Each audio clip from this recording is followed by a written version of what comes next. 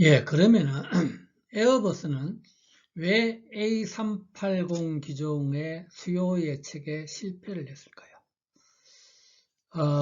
최근에 에어버스사에서 A380 기종을 더 이상 만들지 않겠다고 이야기를 했습니다. 한때 A380 기종은 하늘을 나는 궁전, 무슨 하늘 위의 호텔, 뭐 이런 표현을 들어가면서 그야말로 세계 최고급의 그 비행기, 예? 1등석이 가장 많은 비행기 또는 뭐 가장 많은 손님을 태울 수 있는 비행기, 뭐 이런 표현을 들어가면서 찬사를 들었습니다. 그런데 이제 정작 이게 이제 실제 상용화되는 과정에서 A380 기종은 비행기가 워낙 크다 보니까요, 활주로 길이가 일반 중소형 비행기에 비해서 더 많이 요구되었습니다. 그래서 아주 큰 공항에서만 이착륙을 할 수 있었고, 그 다음에 이렇게 이제 초기에 그야말로 주문이 몰리다 보니까 주문에 다 될 수가 없는 그런 문제가 좀 있었고요. 그 다음에 이제 세월이 지나가면서 중형의 비행기들도 성능이 좋아지면서 좀 더 장거리 비행이 가능해졌습니다. 사실 이 비행기는 장거리 비행을 중소형 비행기가 장거리 비행을 할 수 없는 데서 오는 약점을 보완하기 위해서, 즉 먼 장거리 비행은 예를 들어서 뭐 우리가 미국의 중소형 도시를 갈 때, 뭐 런던을 갈 때는 이런 큰 비행기를 타고요. 거기서 이제 중소형 도시를 갈 때는 작은 비행기를 갈아타는 그런 용도로 사용이 되었었는데,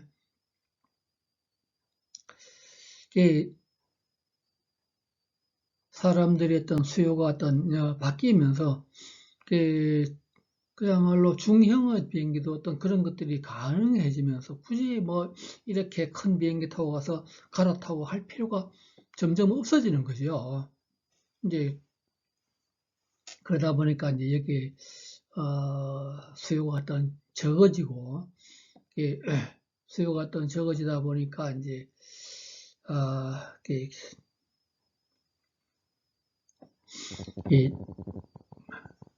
판매가 적어지면서 적자를 견디다 못해서 이제 생산을 중단을 했는데, 이런 이제 수요 예측을 잘못함으로 해서 기업이 아주 여러 가지 어려움을 겪는 경우들이 많은 기업에서 이제 있어져 오죠. 자, 그러면은 이런 이제 수요 예측과 판매 예측. 수요 예측은 수요란 것은 현실적으로 도달 가능한 전체 시장 규모입니다. 우리가 마케팅 했던 제1장에서 고객의 욕구라고 해서 사람들이 무엇을 원한다고 해서 다 사는 것은 아니죠. 고객의 욕구 중에서 구매력, 즉 그것을 살 돈이 이제 같이 따라가 줄 경우에 이제 그것이 수요가 되는데요. 그래서 수요는 자사 제품이 소속된 시장에서 동종 제품들이 일정 기간 동안 소비자에게 팔릴 수 있는 최대 판매 가능이다. 즉, 그 제품이 시장에서 팔릴 수 있는 최대 판매 가능이 되겠습니다. 수요 예측은 또는 다른 시장 예측으로 또 표현되고, 우리가 잠재 시장이라고 하는 것이 그야말로 판매할 수 있는 최대 가능한 시장이 되겠습니다. 자, 그러면 이제 수요 예측을 하는 방법 중에서 첫 번째가 이제 연쇄 비율법이 되겠습니다. 자, 그러면 이제 수요 예측을 하는 방법은 뭐 연쇄 비율법, 뭐 구매력 지수법, 뭐 표준 산업 분류 방법, 예? 그 다음에 수요 공급 대응법, 뭐 이런 것들이 있는데, 먼저 이제 연쇄 비율법은 뭐 순차적 비율 방법이라도 하고, 이제 신제품 시장의 어떤 잠재 수요 예측에 효과적이다. 예를 든다면 강남 지역의 경기도 지역에서의 45인치 LED TV의 수요를 예측해 본다고 가정해 봅시다.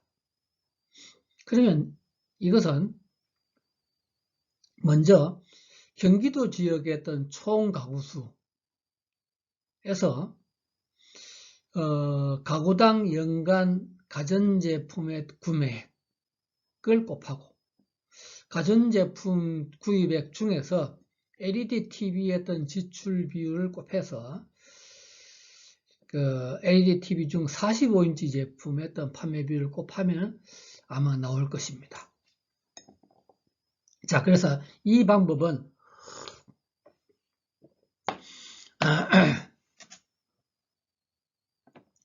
논리적으로는 또 명쾌하지만 뭐 실제 사용하기 위해서는 이제 경기도 지역의 어떤 총 가구 수, 뭐 전체 제품 중에서 가구당 연간 가전제품의 어떤 구매액부터 이제 이런 여기 나오는 것들에 대해서 이제 것들을 알아야 되니까 사실은 이제 결코 뭐 쉬운 방법은 못 되겠습니다. 그 다음에 이제 구매력 지수. 이 구매력 지수 방법은 이제 소비용품의 지역별 잠재 수요를 추정하는데 이제 많이 쓰이는데, 예를 들어서 뭐 서울시의 어떤 구매력 지수를 계산을 해내면은 그 제품의 서울시 지역의 판매를 추정할 수 있을 것이다. 뭐 그러면 경기도의 어떤 구매력 지수를 산정을 하면은 뭐 경기도의 어떤 판매 예측을 수요 예측을 할 수가 있는데, 예를 들어서 이제 뭐 BPI 바이잉 파워 인덱스는 0.2 곱하기 상대적 인구 플러스 0.3 곱하기 상대적 시장 규모 더하기 0.5 곱하기 상대적 처분 가능성도. 자, 그래서 앞에 0.2, 0.3, 0.5는 가중치가 되어 있고, 상대적 인구와 상대적 시장 규모, 상대적 가처분 소득을 계산을 해서 할 수 있다는 거죠. 예를 든다면 서울시의 어떤 구매력 지수는 0.2 곱하기 23.8, 우리나라 어떤 전국 인구의 서울시의 상대적 인구와 23.8%라고 이제 계산했다고 합시다. 그 다음에 0.3 곱하기 40.9, 서울시의 어떤 상대적 시장 규모는 한 40%가 된다.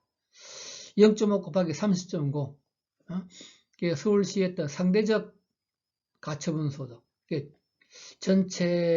우리나라 전체의 어떤 가처분 소득 중에서 이 정도 된다는 겁니다.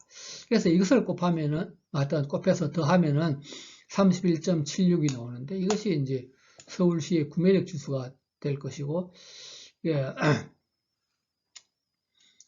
어떤 제품의 어떤 전체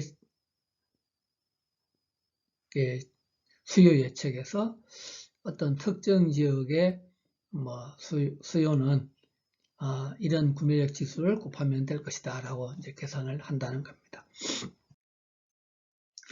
표준산업 분류 방법은 이 표준산업 분류표를 이용하는 겁니다. 산업지의 어떤 지역별 잠재 수요를 추정하는 경우에도 마찬가지 어떤 특정 지역에서의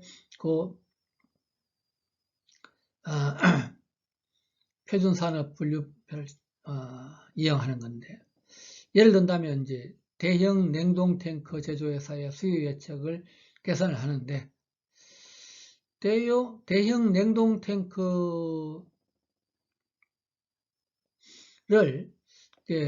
필요로 하는 수요 기업의 SCI 코드 및 매출을 고려한 수요량을 파악을 할 수만 있다면, 예를 들어서 수산물 가공 및 처리 업에 냉동 탱크의 수요는 10억 원 매출당 8대다. 과일 및 채소 가공 및 저장 처리업에 냉동 탱크의 수요는 10억 원 매출당 3대라고 한다면은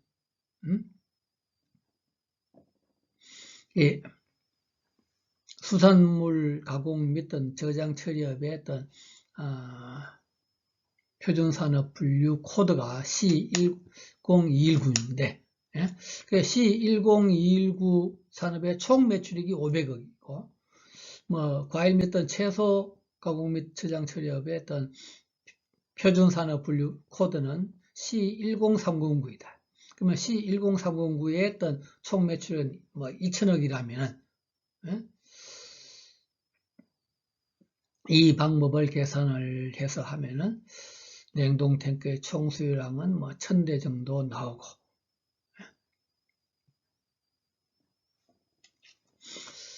이 방법 역시 이제 표준산업 분류 코드를 이용해서 계산을 할 수 있지만은, 또 이제 지금 여기서 나오는 것 같이 어떤 특정 표준 산업, 수산물 가공 처리업에서 냉동 탱크가 10억 원 매출당 8대라는 이런 이제 계산이 나와야 되죠.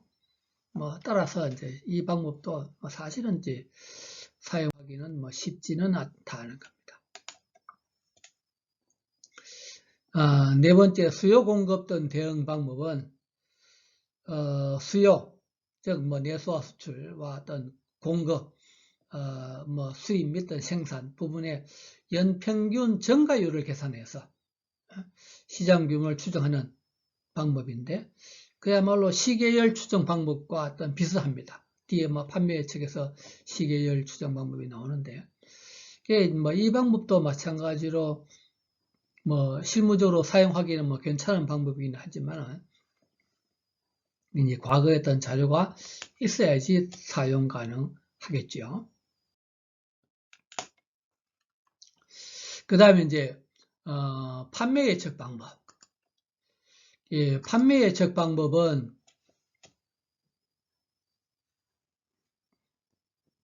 수요 예측에 의해서 도출된 전체 시장 규모 추정치에 대해서 우리 기업이 얼마만큼 판매할 수 있을 것이냐, 우리 기업의 예상 판매액을 추정을 하는 것입니다.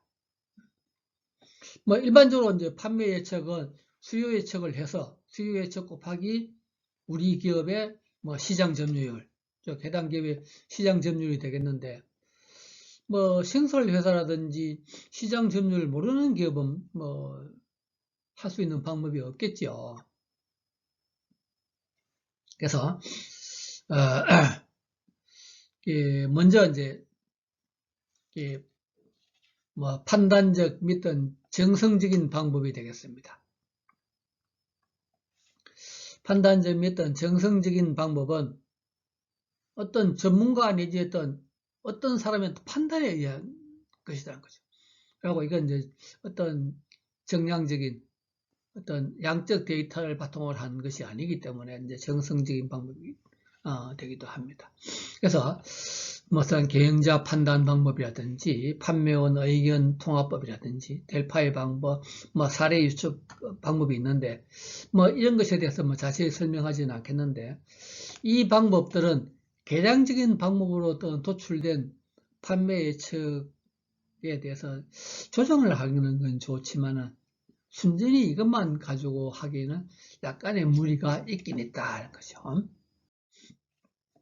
그 다음에 이제 두 번째로는 시계열 분석 방법. 이게 사실은 이제 시계열 분석 방법은 과거에 했던 자료를 바탕으로 해서 하는 방법은 가장 많이 사용되긴 하지만은, 이 이제 시계열 분석 방법도 여러 가지 방법이 있습니다. 네? 그래서 먼저 이제 단순 예측 방법. 시계열 예측 방법 중에서 가장 간단한 방법으로 가장 최근의 판매, 즉 바로 전기, 예?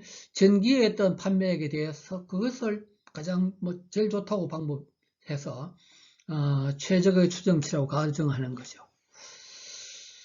그 밑에 표에 나오는 바와 같이 두 번째 기회 판매 예측은 첫 번째 기회에서 이제 이걸 월별로 한다면은 전월에 실제 판매액을 그대로 사용하는 것이고, 예? 또는 연간으로 한다면 전년도의 판매 예측을 그대로 사용하는 겁니다. 그래서 이제 이 방법 가장 간단한 방법이긴 하지만 조금 이제 무리는 있죠. 두 번째 추세 분석법은 전기 판매 실적에서 단기 판매 실적에 이르는 추세를 이용하는 방법으로 그 표에서 보는 바와 같이 첫 번째에서 두 번째 기에 실제 판매가 95에서 52만큼 줄었습니다. 그러면 판매는 마이너스 43이 된 거죠. 그러면은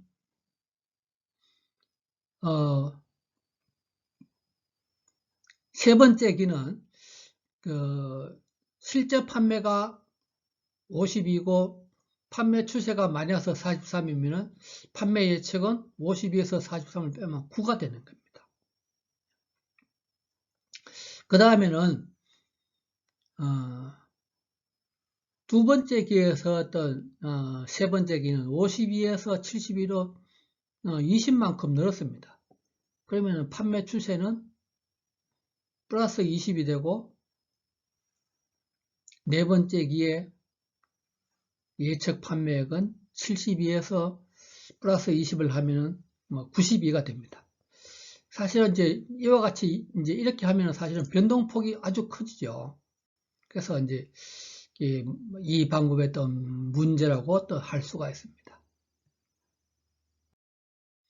세 번째 이제 그러다 보니까 평활법은 과거 이제 판매 실적 자료의 불규칙한 변동을 제거하는 겁니다.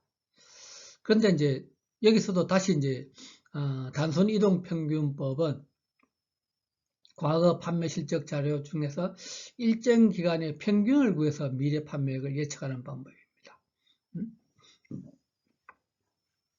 예를 든다면은 그 밑에 표에서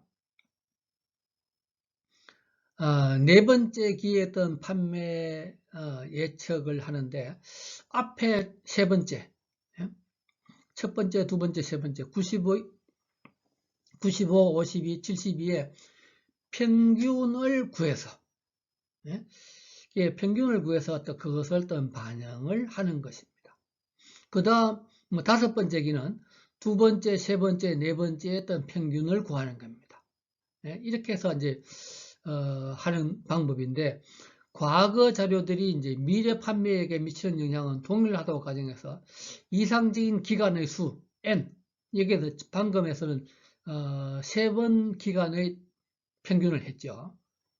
이 이제 세 번 기간을 할 거냐 두 번만 할 것이냐 한 번만 하면 이제 앞에서 얘기한 단순 평균이 되니까 그래서 아니면 네 번째 기간을 할 것이냐 이래서 여기서는 이 n의 기간의 수를 결정하는 것이 어떤 중요합니다. 그래서 가급적 자료 움직임의 죽임이 어떤 동일한 크기 가 가장 작은 값으로 하는 것이 중요한데 이런 방법이 있고요. 이제 지수평활법은 이제 여기도 또 문제가 있다 보니까 이제 가중치를 두서 주어진 또 모든 자료에서 어떤 각 자료에서 가중치를 또 두어서 계산하는 방법인데 그래서 이제 아주 예를 들어서 앞에서 이제 세 기간에 어떤 단순 평균을 했는데 이 직전보다는 이렇게, 두 번째 기간 전, 세 번째 기간 전, 이제 아주 오래된 자료보다는 최근 자료가 보다 의미 있는 것으로 간주를 해서 과거 자료일수록 영향력을 적게 하고, 예? 최근 자료일수록 영향력을 더 이제, 많이, 반영할 수 있도록 그렇게 이제, 하는 방법입니다. 계산식은 오른쪽 상단에 있는 거와 마찬가지인데, 그래서 이제 여기서는 평활상수 알파의 값이 선택이 중요합니다. 알파의 값을 1에 가깝게 하면은 최근 자료의 영향을 크게 받는 것으로 하고, 이제 그렇지 않으면은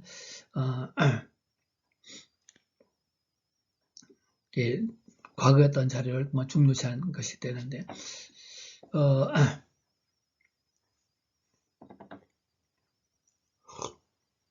예.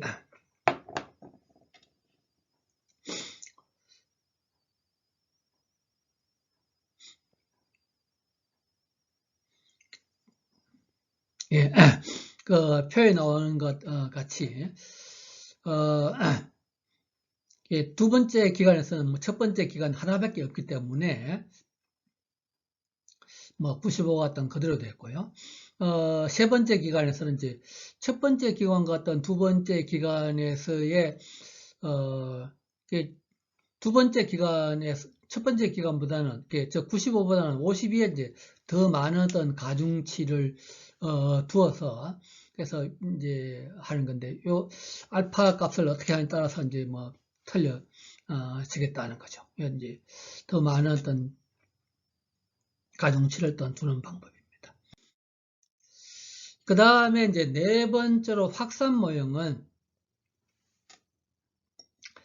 이 혁신적인 내구성 신상품의 경우에서 최초 구매 예측이라든지 무슨 판매 성장의 패턴 예측에 이제 유용하며 그래서 이제 배스 모형이라고도 불린다. 여기서도 이제 어떤 기간 T 기간에 소비자의 어떤 제품을 구매할 확률은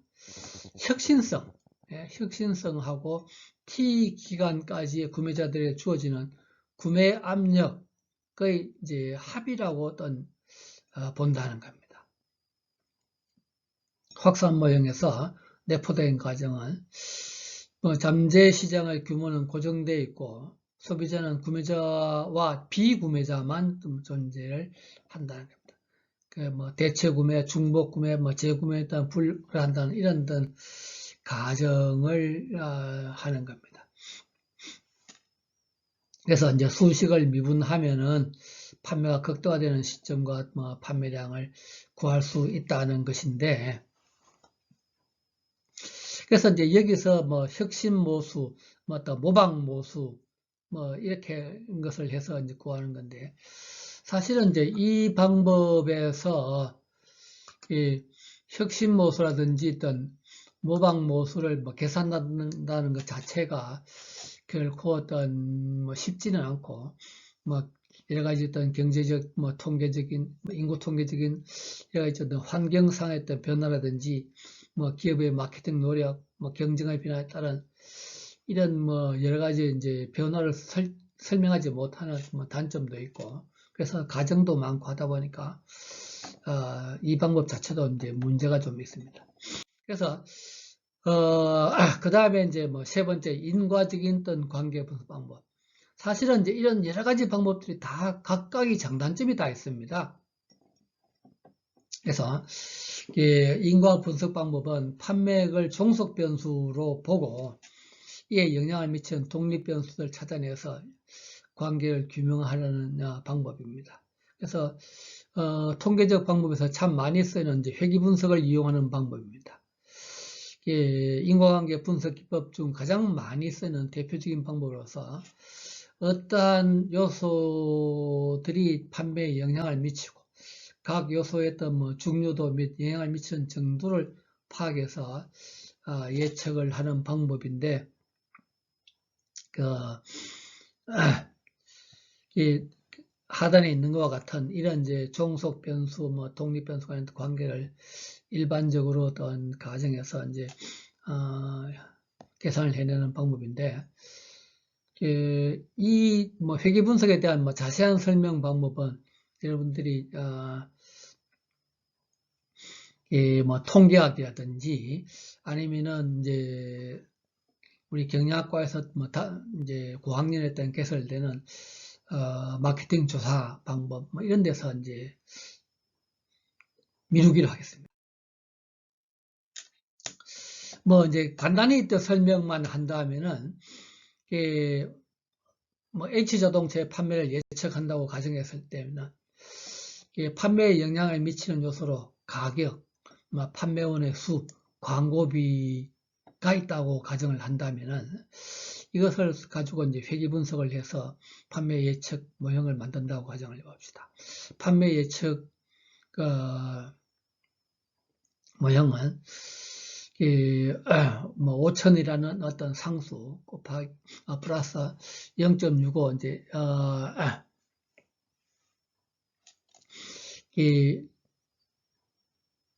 곱하기 했던 판매원의 수 마이너스 0.24 곱하기 했던 가격 플러스 0.12 곱하기 광고비. 여기서 나오는 0.65, 0.24, 0.12라는 것은 이런 여러 가지 어떤 데이터를 가지고 만들어내는 상수가 되겠습니다. 이제 여기서 이것이 왜 나왔냐고 자세히 설명을 하려면 이제 길어져서요. 그래서 만약 판매원이 3,000명이고 가격이 2천만 원, 광고비가 그래서 이게 어떻게 됩니까? 2억 원이라고 한다면은 판매 예측량은 8,870대가 될 것이다. 뭐라고 이제 계산을 할 수가 있다는 거죠. 사실은 이 이제 회계 분석을 계산을 하는 방법은 통계 패키지인 SPSS라든지 SAS 등 통계 패키지를 이용을 해야 되고, 이 방법은 자료가 또 너무 적다라든지,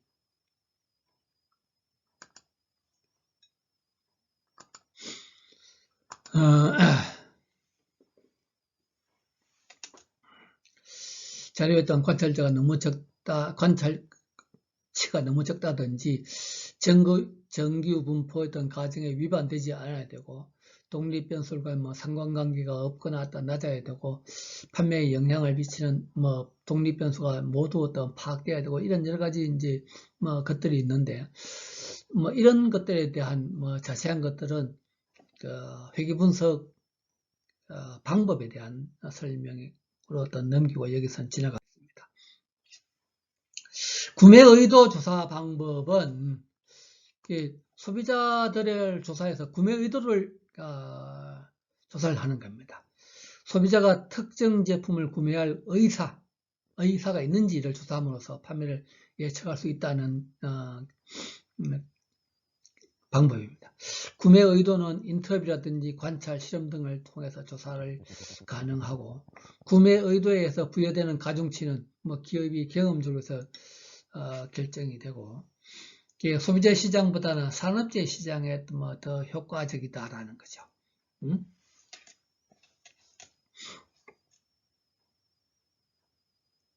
예를 들어가지고 S 컴퓨터에 했던 판매 예측은 예를 들어서 구매 의도가 전혀 없다, 조금 있다 등등 해서 이렇게 확실하다. 그래서 구매 의도가 전혀 없는 것을 0이라고 하고 조금 있다는 걸 0.2 그에 확실하다고를 1.0으로 한다면은 전혀 없다가 50명이고 조금 있다가 100명이고 어느 정도 있음 300, 많음 400, 매우 많음 100, 확실하다 50명이라고 한다면은 응답자들의 예상 구매량은 그 밑에 50 곱하기 0.0 하던 100 곱하기 0.2, 300 곱하기 0.4, 400 곱하기 0.6 등등 해서 500 열대라고 어떤 계산을 할 수가 있다라는 겁니다. 자, 판매 예측에 어떤 정확성 제고에 어떤 정확한 판매 예측 방법을 선택한다는 것은 판매 예측에 어떤 정확성을 높이기 위해서는 담당자는 예측 절차라든지 예측 방법의 특성, 과정 등을 잘 이해해야 되고 시장이나 어떤 제품, 판매 조직 등 관련된 모든 요소를 고려해서 판매 예측을 예측해야 됩니다. 또 예측 방법들의 장단점, 제품 수명주기 단계, 예측 필요한 시간이나 비용 등을 종합적으로 고려해서 선택을 해야 된다는 것입니다.